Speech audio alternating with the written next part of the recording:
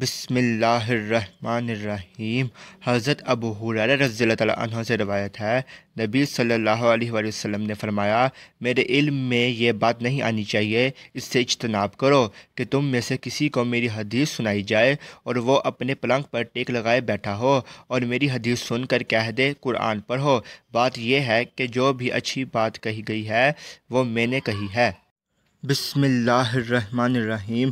حضرت ابو سلمہ رضی اللہ تعالیٰ عنہ سے روایت ہے کہ حضرت ابو ہریرہ رضی اللہ تعالیٰ عنہ نے ایک آدمی سے کہا، بھتیجے، جب میں تمہیں اللہ کے رسول صلی اللہ علیہ وآلہ وسلم کی کوئی حدیث سناؤں تو اس کے مقابلے میں مثالیں نہ بیان کیا کرو جو حضرت علی رضی اللہ تعالیٰ عنہ سے مروی ہے۔ امام ابن ماجہ نے یہاں اسی حدیث کی ایک اور سند بھی بیان کی ہے، حدیث کے الفاظ دوبارہ ذکر نہیں کیے۔ بسم اللہ الرحمن الرحیم۔ حضرت عمر بن محمود رحمہ اللہ بیان کرتے ہیں کہ میں ہر جمعرات کو بلا ناغہ دن ڈھلے حضرت عبداللہ بن مسعود رضی اللہ تعالیٰ عنہ کی خدمت میں حاضر ہوتا تھا۔ میں نے انہیں کبھی یہ کہتے نہیں سنا کہ رسول اللہ صلی اللہ علیہ وسلم نے یوں فرمایا ہے۔ ایک دن انہوں نے فرمایا، رسول اللہ صلی اللہ علیہ وسلم نے فرمایا۔ اس کے بعد سر جھکا لیا، خاموش ہو گئے۔ میں نے آپ کی طرف نظر اٹھائی تو دیکھا کہ وہ قمیص کے بٹن کھولے کھڑے ہیں، آنکھیں بھر آئی ہیں اور رگیں پھول گئی ہیں، حدیث بیان کرنے کی ہمت نہیں ہو رہی۔ آخر فرمایا، آپ صلی اللہ علیہ وسلم نے یہی ارشاد فرمایا تھا یا اس سے کم و بیش یا اس سے قریب یا اس سے ملتے جلتے الفاظ فرمائے تھے۔ بسم اللہ الرحمن الرحیم۔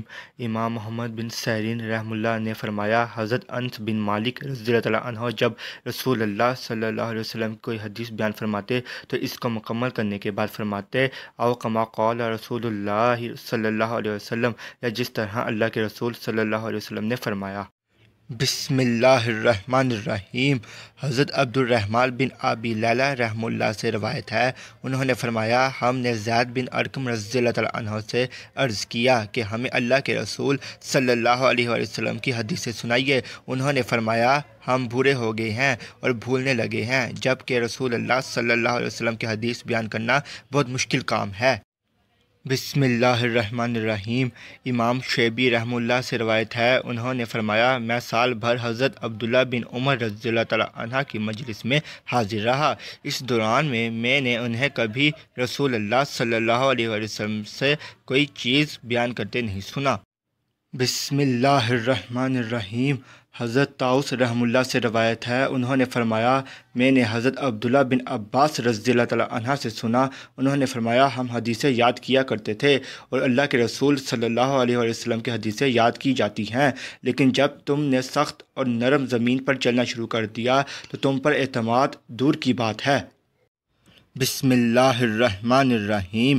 حضرت قرظہ بن قعب رضی اللہ تعالیٰ عنہ سے روایت ہے، انہوں نے کہا، حضرت عمر بن خطاب رضی اللہ تعالیٰ عنہ نے ہمیں کوفہ روانہ فرمایا اور ہمیں رخصت کیا۔ اس موقع پر آپ ہمارے ساتھ چلتے چلتے مقام سرار تک پہنچ گئے، تب فرمایا، کیا تمہیں معلوم ہے کہ میں کیوں تمہارے ساتھ چل کر آیا ہوں؟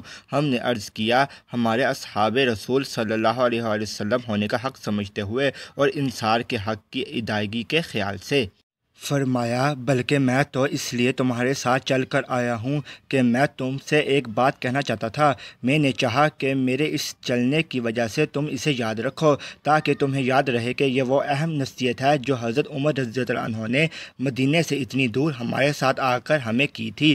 تم ایسے لوگوں کے پاس جا رہے ہو جن کے سینے قرآن کی وجہ سے اس طرح جوش مار رہے ہیں جس طرح ہنڈیاں ابلتی ہے۔ جب وہ تمہیں دیکھیں گے تو گردنیں اٹھا کر تمہاری طرف متوجہ ہوں گے اور کہیں گے، یہ محمد صلی اللہ علیہ وآلہ وسلم کے ساتھی ہیں، تو اللہ کے رسول صلی اللہ علیہ وآلہ وسلم کی حدیثیں کم بیان کرنا۔ جب تم اس پر عمل کرو گے تو پھر میں بھی اجر میں تمہارا شریک ہوں گا۔ بسم اللہ الرحمن الرحیم۔ حضرت صائب بن یزید رحمہ اللہ سے روایت ہے، انہوں نے فرمایا، میں مدینہ منورہ سے مکہ مکرمہ تک حضرت سعد بن مالک رضی اللہ تعالیٰ عنہ کا ہم سفر رہا۔